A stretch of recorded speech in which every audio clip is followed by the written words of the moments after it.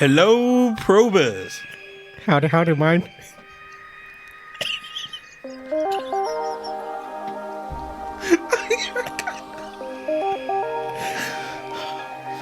And welcome to another episode of the weekly episodic comedy podcast, But It Was Aliens.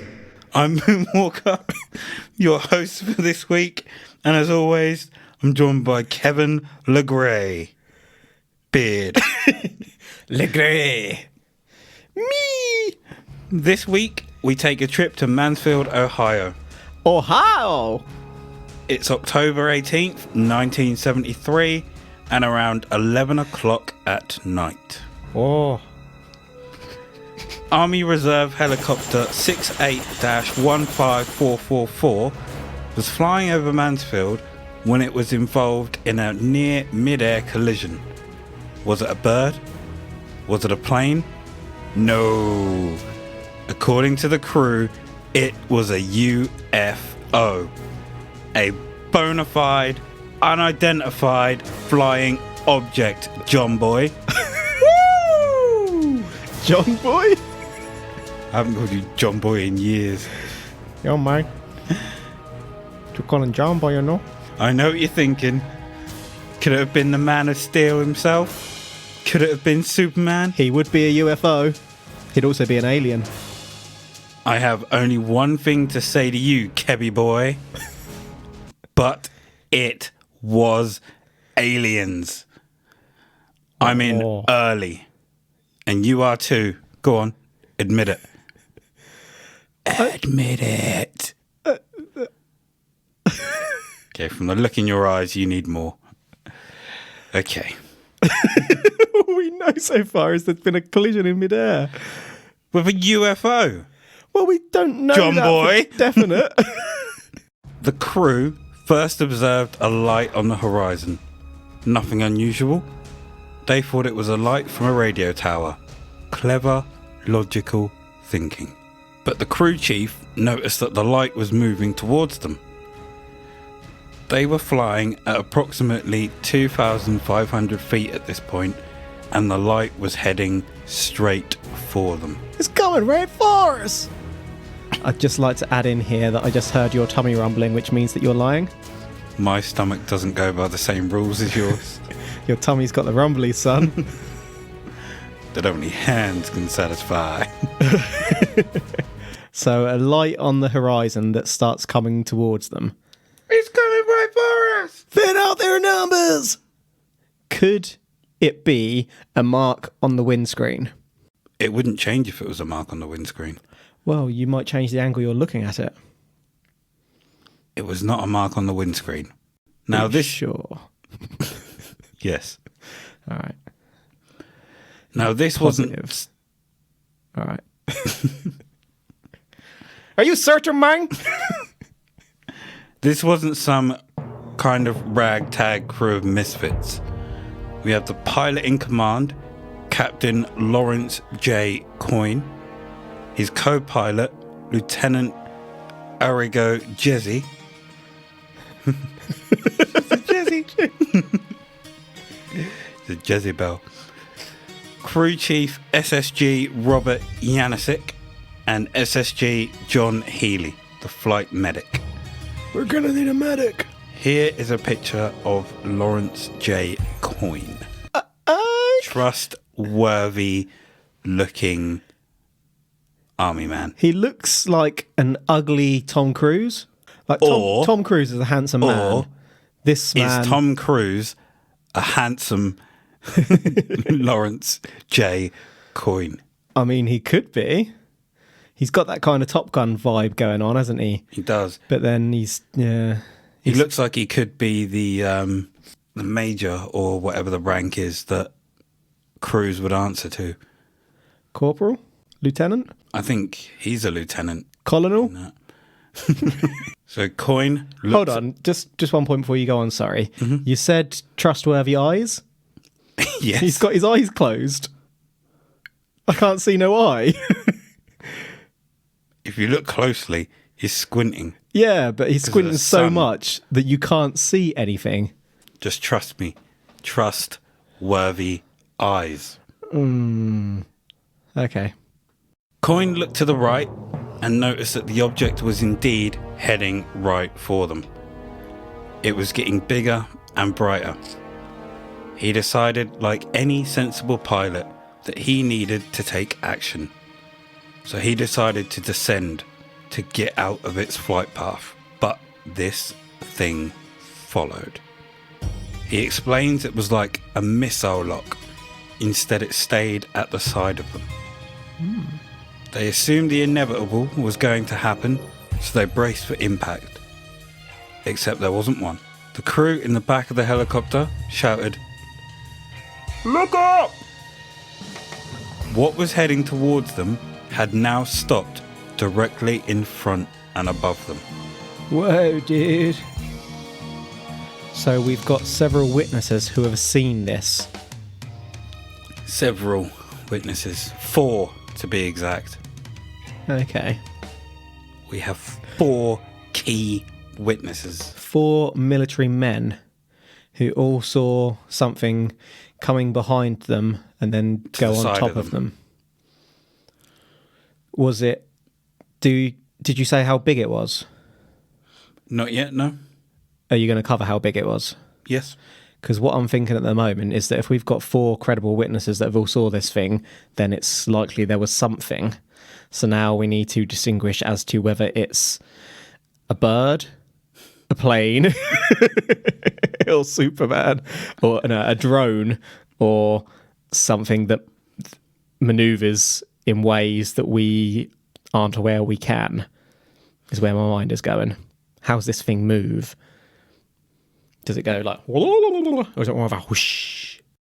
It just sat there hovering over them. Suddenly, a green light drops out from the bottom of the craft and swings into the helicopter, briefly blinding them. So the copter went down, I take it? When they opened their eyes, the whole helicopter cabin had been illuminated. Everything was green. Super green. Right, screw that frog. Continue. Their initial thought was that this was a high-performance fighter, until it stopped directly in front of them. They said that from what they saw, it was cigar-shaped. There were no wings. It had no vertical or horizontal stabilizer, and the size of it, 60 foot long. Freaking hell. And 15 to 20 feet in height. So we've got a giant Tic Tac on our hands. Remember, they were at 2,500 feet to start with, and descended. The reading when they descended was 1,700 feet. Coyne cut the power to escape from the craft, but goes on to say that the craft started to slowly move away from them to the west. Thinking that they could be hurtling straight for the ground, Coyne looked down at the altimeter and it read 3,500 feet. But it didn't stop. It was still climbing. It had risen nearly 2,000 feet in mere seconds, and they didn't even know it. At this point, they had no control over the vehicle. They felt a bump at 3,800 feet, and then regained control of the craft and descended again, bringing the helicopter down to 2,500 feet, and continued on their way to Cleveland. They have no doubt in their minds that this was a UFO. A craft that can move at speeds in excess of 1,000 knots, which is 1,150 miles an hour, or 1,852 kilometers an hour. It was not out of the realms of possibility, though. In 1976, the fastest manned craft reached speeds of 2,193 miles an hour. So this may have been a prototype. But it wasn't just how fast it was that made them think this. It was also the fact that it could stop so abruptly, maintain altitude, and even change altitude. Hmm. Do you remember the Tic Tac video we watched where it turns so Yeah, sharply? yeah. And I was going to get onto that in a second, actually. I was just going to say it's not... Maintaining altitude and changing altitude by itself is not that ridiculous, because anything can go up and down. But to stop dead and then to change, like, direction or whatever, that's more unusual. What the hell is this case?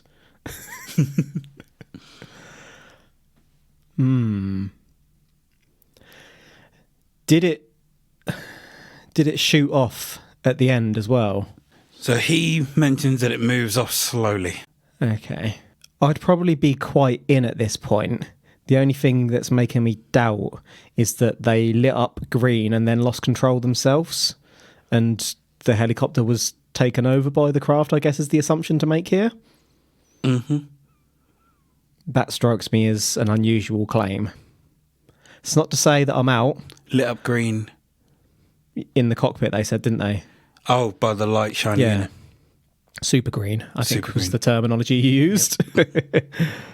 So I'd like a little bit more information to unpick that element. Had it just been the sighting, that's very convincing, isn't it? Mm-hmm. What's shocking is that the army didn't prevent the men from speaking about the incident. Coyne even spoke about the event at a United Nations meeting in 1978 under the sponsorship of Grenada. Coyne's reputation before this event was high, and he was a good pilot, and I don't use the term good to discredit him either, and that didn't change afterwards. And below, The United Nations summit, I guess? yes, So we can see what I assume is Greece, Grenada and Guatemala. I'd just like to add that in this screenshot you're showing me, the chap in the back left smoking his pipe is having a whale of a time. He's not paying attention at all. I'm wondering what's in that pipe. The chap in the middle at the back, that is reading. the chap in the middle at the back is asleep. He's completely out of it. He's clearly just And- looking at Coyne. The one on the far right at the back has no idea what's going on. He looks so confused. He's like, Either that, or he's heard the snoring of the one in the middle. yeah. How could you be asleep at a time like this? When they got to their base in Cleveland, they made an official report, which I have a copy of. So this is a report from, I can't read the names. Is it Coyne? It's been signed by 4 people, so I assume that's the 4 That's the airmen. 4 of them, yeah. Yes, it is. So they saw a red light. It got closer to them. No response received from the tower. No impact. Describes the object. I've skim read it and I feel like I'm going to have to go back and read it in more detail because I can't see that it mentions about being taken over. The object was observed to hesitate momentarily after the helicopter then slowly continued on a westerly course, accelerating at a high rate of speed, clear of Mansfield Airport. It turned 45 degrees. Captain Coyne indicated the altimeter read A1000. So it's suggesting that they rose in the sky. It's not suggesting that anything made them do that. They might have just lost. He'd cut the power to dive, though. Maybe they hit an air pocket. It's a big air pocket. Right, official report then. So we have their account and their report. For me, what would really make this believable is if we had eyewitness accounts. Okay, accounts other than the 4. Yeah. Terry Hamilton was a 15-year-old kid riding home with his dad when they saw a big ball of light come down from the sky before quickly moving upwards and out of sight. Hamilton is now a member of MUFON's Ohio chapter. Sounds like a cult. And also works for the Ashland County Sheriff's Office. Being able to look into the case, there are a few more eyewitness reports. So 2 deputies and a photographer were at a woman's property when they saw the object, ducked and crawled away in fear. Another saw it from her back window, When she did, she got down on her knees to pray as she thought it was the end of the world. What? There was also a third of a woman reportedly seeing the object while she was having a picnic. From where she was, she could see windows on the top of it and something moving inside. Hamilton has been investigating UFOs for MUFON for over 25 years, and to him, there's been nothing as compelling as what happened that night in 1973. Tom Wharton, the president of MUFON of Ohio, along with Hamilton, believed that there's plenty more witnesses who saw something but didn't come forward, simply because of how they may have been perceived for coming forward due to the times. Right. So Left. the lady having the picnic saw a big object in the sky with windows and something moving inside. Apparently so. This thing was, did you say 60 feet or something? Yep. She's got bloody good eyesight, hasn't she? She To see has. one thing moving inside for a window like 30,000 feet in the air. It feels like Hamilton is not throwing away his shot. He is doing all he can to try and prove that it was an extraterrestrial event rather than looking at the statements in detail and seeing if there's other explanations. Yeah, I get that. And why are people allowed to speak freely about this one? I don't know. Because before they've been... The amount of cover-ups and people not able to talk about things, yet this one seems pretty extreme, and yet they're happy for people to just talk about it. Something feels amiss. maybe they thought people wouldn't believe them. Maybe. These weren't the only witnesses. Jim Carver was with his brother Bill when Bill noticed lights in the distance. The sun was setting at the time. Jim, Bill and their dad took turns looking through the binoculars. What they witnessed was 3 lights, with the middle light moving around. Not just moving, but as if it was dancing in the sky, with speed and precision. The colours were different too. Reds, greens and white lights were seen blinking constantly. Whilst Jim was watching, he saw the smaller object in the centre merge with the larger one to the right. Bill then shouted, "It's moving!" It was moving closer to their neighbourhood. So they all went outside to have a look and were joined by their neighbours. Jim, however, got bored of standing there, so got in his car and drove in the direction it was heading, which was towards Mansfield, to get himself a better look. The decision to drive to get a better look would prove costly, as he would go on to miss one of the most prolific UFO events in history. In history? In history. In history. History. Or his story.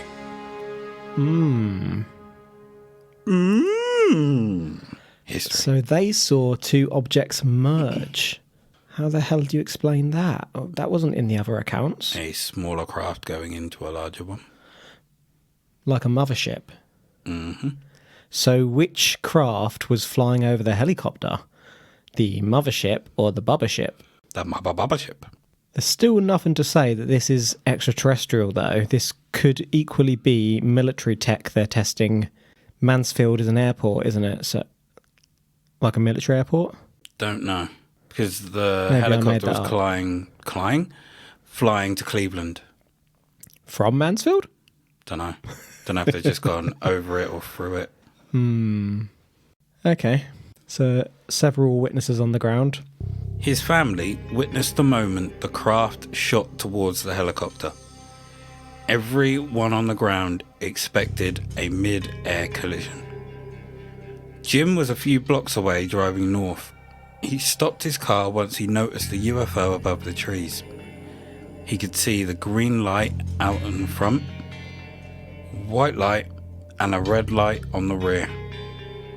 Jim describes seeing a 60-foot long, dark grey, metallic-looking object which looked like a stogie. Jim just sat there marvelling at it. He said that it made no sound at all. Interesting. He says suddenly the UFO shot off, and literally in seconds it was the size of a star in the distance.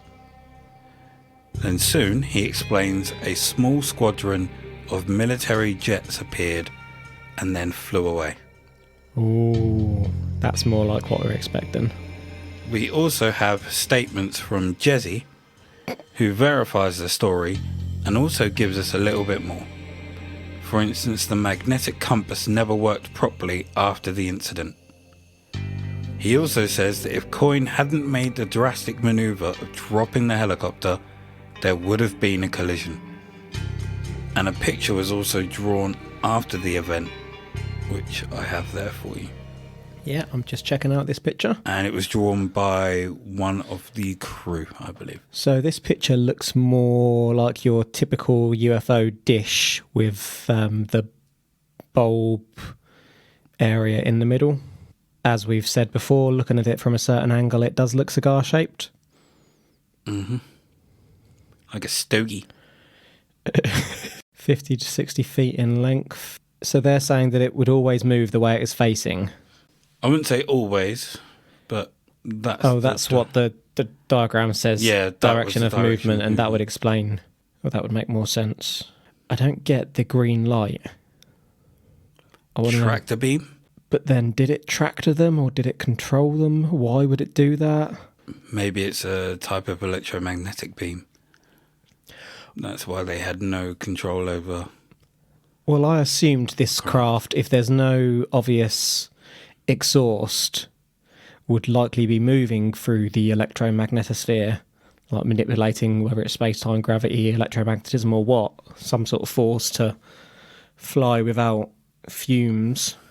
I can't think what it would be trying to achieve with this green light, or why. Maybe it was scanning them. Maybe. Maybe it was a bunch of joyriding aliens. They were just dicking about with them.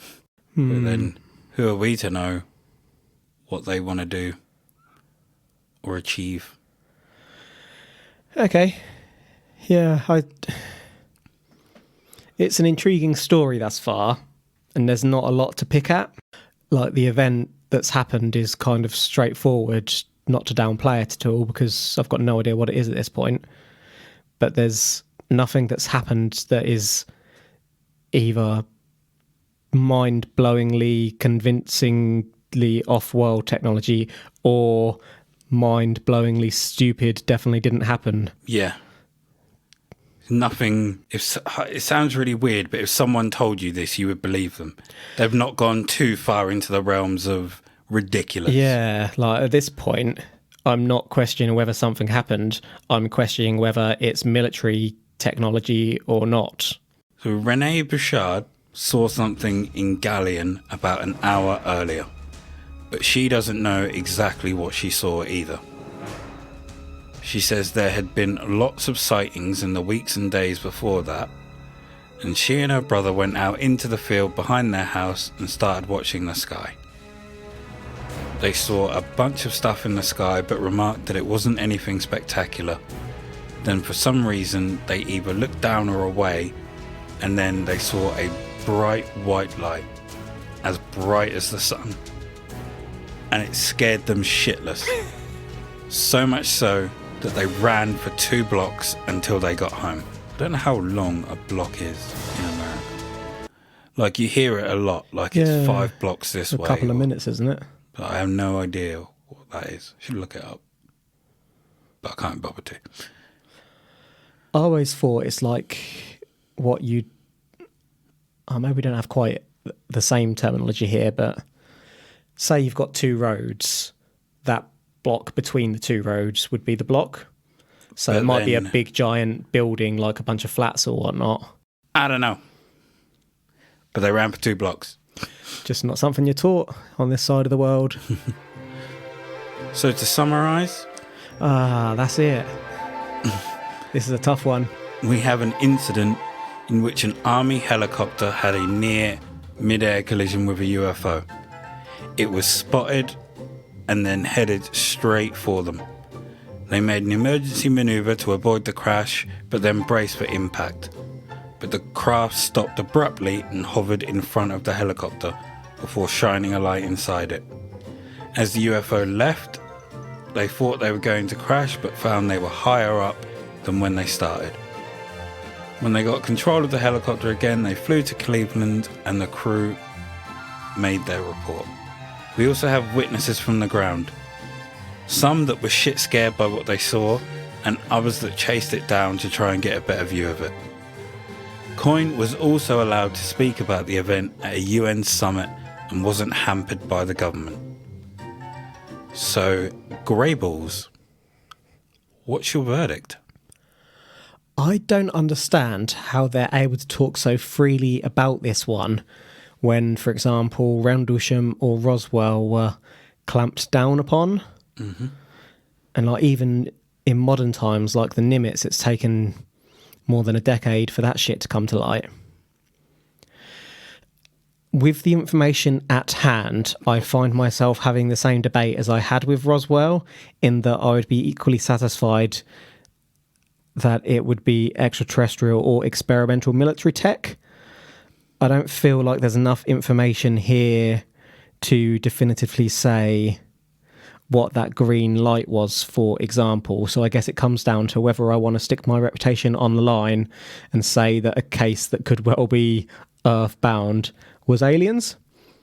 So I want to stick my reputation on the line and say that it was aliens. I'm not saying it was aliens, but it was aliens. Kev has said this is aliens. You heard it and he can't take it back now. So for me, there's something off about the witnesses on the ground, especially the ones from Hamilton. I think some of the witnesses he found aren't necessarily true, but it was aliens. I think he saw something and is just so desperate to prove that what he saw was real and is latching on to anything. I also believe the pilots too. There's just something about it that I believe. So for me, this is aliens. What's this one even called? Coyne Incident or Coyne UFO Incident. I feel like it should be more well known. The case itself sounded familiar, but it wasn't what I thought it was. We have a double, but it was aliens. And we've not even made a big deal about it. We're just so like, why the fuck is this not? It's a funny one though. Like, for all that happened there. It's not too elaborate to be ridiculous. Yeah, but why isn't there more information out there on it? Why aren't people talking about this one? Like, people talk about, as I said, things like Roswell almost religiously, yet you've got this little one floating around that could possibly actually be true. Yeah. Not that we didn't say Roswell was. Oh no, just that intrigues me. I want to know more about this one now. Well, this is all I could find. There was a 5-minute YouTube video, but it pretty much goes over what I said. Yeah. And the guy in it is also talking about other events, which I may use at another point. Okay. So, thank you for taking the time to listen to this week's episode. As always, I have been Moonwalker, and he has been Greyballs. Remember, whoa. the truth is up there. You're not even going to plug our... No. I mean, we might have a Patreon, but you have to look it up for yourself. I mean, if I do it at the end of every one, it just gets boring and you switch off at the end of every one. So, the truth is up there. #.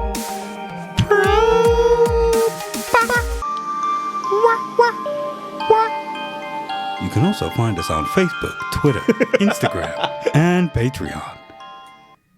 But it was aliens. Peace.